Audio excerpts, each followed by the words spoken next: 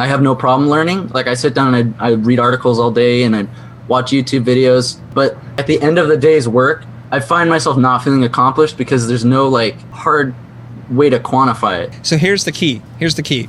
It is true. There are people who are very good at learning by reading and consuming information. If you ask them to recite something, they could recite it. They're great learners, but they're not seen as valuable people in society, and that's probably one of the reasons why you're like, okay, now what? So that person has to convert what they read into something. So writers read. So what do? After they read, they're inspired, they write. When I read something, I'm like, wow, this is good. This is manna from the heaven. Like, boom, this is it. This is incredible. What do I do with that information?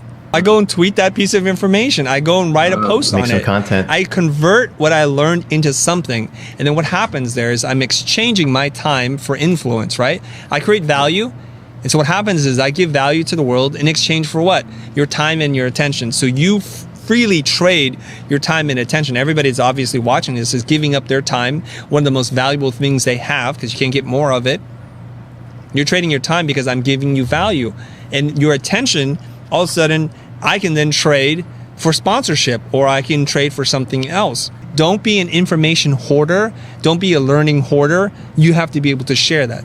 So if you learn a new transfer mode, instead of going creating another poster about using the things you just learned, which is also good, go write a little post. Hey, I've always wondered how to do this thing. Here's what I learned. I hope this is helpful to you. And this is how I did it. Mm-hmm. You got to convert, man.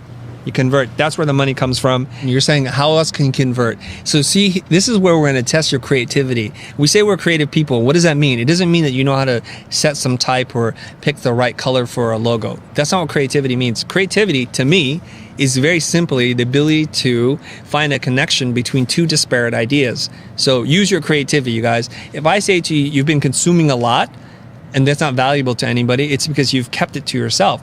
So go and convert that into something. Write a song, create an information graphic, put out a tweet, write an article, do sketch notes.